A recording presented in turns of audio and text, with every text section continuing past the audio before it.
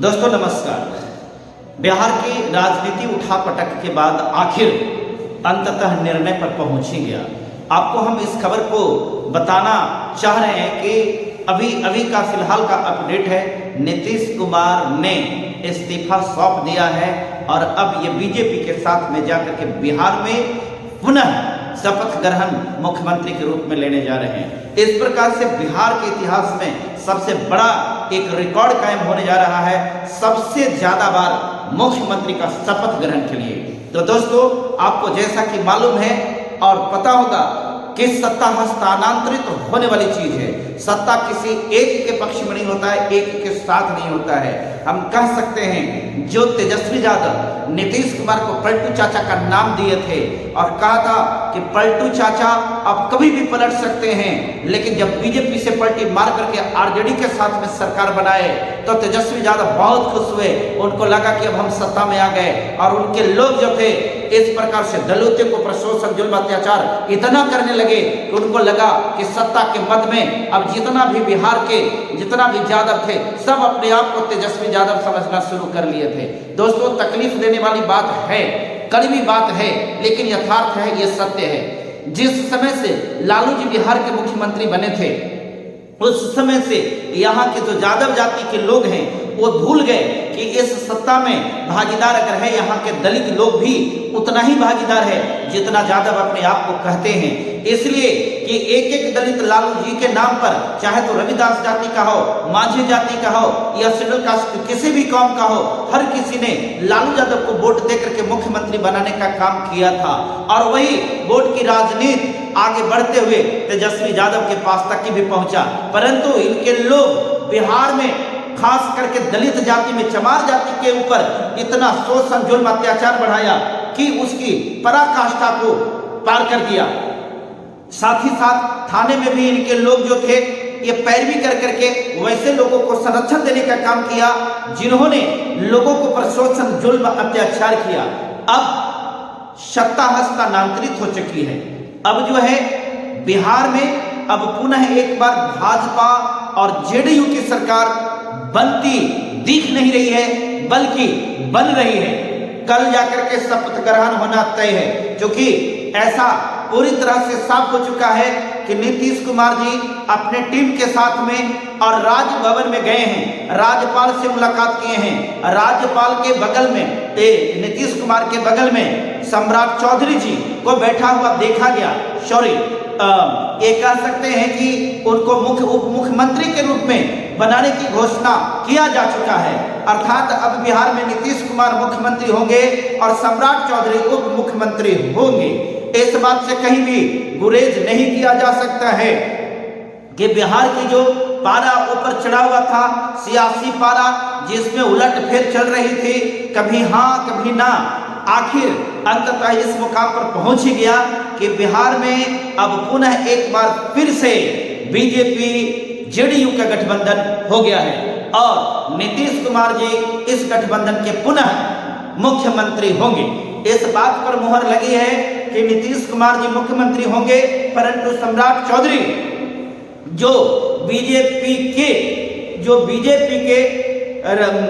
कह सकते हैं कि बिहार प्रदेश के अध्यक्ष हैं, उनको उप मुख्यमंत्री के रूप में बनाया गया है। हालांकि कयास ये लगाया जा रहा था कि जब यहाँ मुख्यमंत्री नीतीश कुमार होंगे तो बीजेपी के तरफ से, चूंकि बीजेपी हमेशा से दलित कार्ड खेलते आ रही है, इस स्थिति में आकलन किया जा रहा था कि बीजेपी अपने तरफ से उप मुख्यमंत्री के चेहरा के रूप में कोई दलित को, कोई अनुसूचित जाति के नेता को ही प्रोजेक्ट करने वाली है, परंतु ऐसा हुआ नहीं।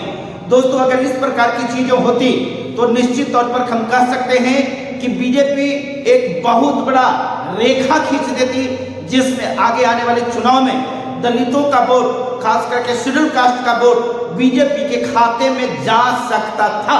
परंतु इस राजनीति में कहीं न कहीं आप कह सकते हैं कि बीजेपी भी मात खा चुका है, क्योंकि यहाँ पर सम्राट चौधरी जी को बनाया गया है, ये सही बात है, परंतु यहाँ पर जब एक बात सर्वे में आया, जब इस बात का सर्वे किया गया तो लोगों का कहना था कि जो खास करके दलित जाति में रविदास जाति जो जिसका जनाधार ज्यादा है, जिसकी आबादी ज्यादा है, अगर उसके कोई भी उप मुख्यमंत्री के कैंडिडेट होते, उप मुख्यमंत्री के रूप में अगर उनमें से किसी को बना दिया जाता तो फिर बिहार की सत्ता में बीजेपी के पाले में एक बहुत बड़ा वोट बैंक जुड़ सकता था।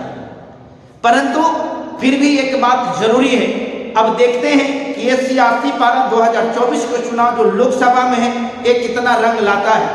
बीजेपी 2025 में जो विधानसभा के चुनाव है, उस विधानसभा के चुनाव में ये दलित कार्ड खेलने में कितना अपने आप को काबिलियत दिखलाएगा, कितना अपने आप को प्रेजेंट कर पाएगा, ये तो आने वाला वक्त बताएगा।